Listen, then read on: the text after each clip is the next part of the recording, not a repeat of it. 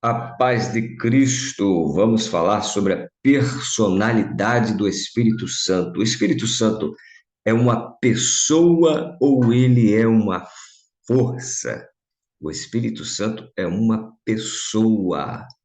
A personalidade quer dizer a qualidade ou fato de ser uma pessoa. A personalidade do Espírito Santo é um fato descrito na Bíblia, tanto quanto a personalidade do Pai e do Filho. Quando o homem nega essa verdade, fica evidente uma cegueira satânica. Satã, que ataca toda a verdade, tem atuado em duas frentes contra a doutrina da personalidade do Espírito Santo. A primeira é a negação, a segunda é a negação prática. Negação doutrinária, a primeira é negação doutrinária. O herege antigo Arius falou do Espírito Santo como a energia exercida por Deus. Isso reduz o Espírito Santo a uma mera amostra do poder de Deus.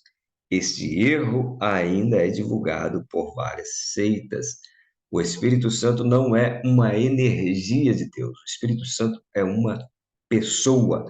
A igreja primitiva entendia e enxergava o Espírito Santo, metaforicamente falando, como uma pessoa. Ele é uma pessoa.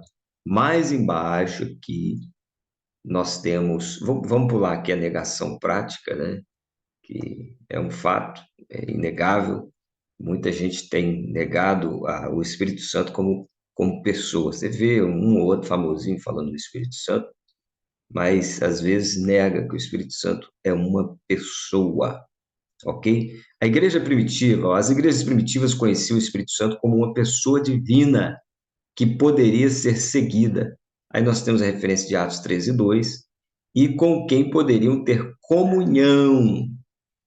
Devemos estar alertas para notarmos quando perdemos o reconhecimento da sua presença e pessoa, Espírito Santo, falando do Espírito Santo. O Espírito Santo está associado ao Pai. Aí nós temos umas referências bíblicas. Mais embaixo aqui nós temos o Espírito Santo tem todos os atributos de uma pessoa. Nós temos alguns atributos aqui que mostram que o Espírito Santo é uma pessoa. Então nós temos aqui, ele pensa, o Espírito Santo pensa. Nós temos umas referências, depois você consulta essas referências. Ele sente, em Efésios 4:30, por exemplo, Paulo fala: não entristeçai, não entristeçais o Espírito Santo com o qual vocês estão selados. Então, se alguém sente, não pode ser uma mera energia. Energia não sente. Quem sente é quem é tocado por ele. Mas nesse caso, o Espírito Santo sente. Ele pode ser entristecido. É lógico que é uma linguagem antropomórfica, né? Onde antropomórfica e também uma linguagem que tem um sentido de antropopatismo, mas onde atribui um sentimento humano ao divino, mas isso mostra que ele sente, ok? Ele pode ser contristado. Aí nós temos várias passagens bíblicas que mostra que o Espírito Santo é uma pessoa. O Pai ama, ama. O Filho ama, ama. O Espírito Santo também ama. Aqui, ó. Romanos 15:30, de modo que prova que o Espírito Santo é uma pessoa. Entre outras passagens, o Espírito Santo ensina, ele guia, acompanha o mouse, ele fala, o Espírito Santo fala, ele convence, ele regenera, ele conforta, ele testifica, ele intercede. Romanos 8:26, ele intercede, ele conforta, ele testifica, ele chama para o ministério, ele cria, ele estava dentro do processo de criação, ok? Vamos descer um pouquinho mais aqui, uma informação importantíssima. Cristo confortou os apóstolos com a mesma promessa da presença de uma outra pessoa divina em sua ausência. em João 14,16, onde Jesus é, começa a dialogar com os seus discípulos, preparando os discípulos para aquilo que iria acontecer com ele. Jesus morreria, ele estava bem próximo já do fim do ministério dele. Jesus então começa a conversar com os seus discípulos, dizendo que partiria, que cumpriria o desígnio pelo qual ele foi chamado, né? Que ele morreria. Os discípulos então começam a ficar extremamente tristes, abatidos. Você que ainda não leu esse capítulo de João, capítulo 14 até o 16, leia, ele é muito maravilhoso. E assim, a gente acaba chorando, né, nessa leitura, porque é uma leitura muito comovente. Jesus, então, conversando com os discípulos começam a se entristecer. Então, Jesus dá uma promessa para eles. Jesus fala: Olha, eu vou enviar um outro consolador, eu preciso ir para que o consolador cumpra o ofício dele. Aqui embaixo, nós temos uma, uma exegese dessa passagem com outra. Isso vai trazer uma claridade muito intensa à sua mente. Olha, a palavra paracletos, traduzido como consolador, em João 14,16, consulta lá na sua Bíblia, é traduzida como advogado em 1 João 2:1.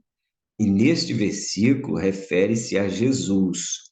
Então, observe, em João 14,16, Jesus fala do Paracletos, se referindo à pessoa do Espírito Santo. Em 1 João 2:1, João usa o termo para se referir a Jesus.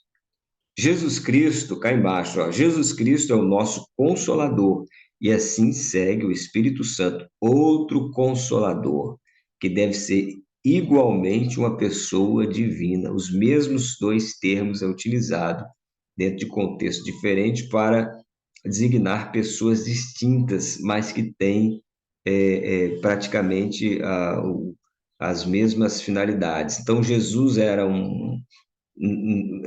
no sentido de consolar os discípulos ali em 14, Jesus fala: Eu vou me ausentar, mas eu envio um outro consolador que tem os mesmos atributos, atributo divino. A palavra grega usada em 14,16 para outros é allos, que significa um outro do mesmo tipo, ou seja, divino, ao invés de heteros, que significa um outro de um tipo diferente. Quando Jesus fala, eu vou enviar um outro consolador, o termo que se usa naquela passagem bíblica é allos, que significa um outro do mesmo tipo, ou seja, com a mesma natureza, a natureza divina, e deixando muito claro também que era uma pessoa, ok? Uma pessoa. Então, o Espírito Santo é uma pessoa e o Espírito Santo tem uma mesma natureza com o Pai e com o Filho, que é a natureza divina, embora seja pessoa distinta, ok? Forte abraço. Então, não pense jamais que o Espírito Santo é uma força. O Espírito Santo é uma pessoa. Deus abençoe sua vida.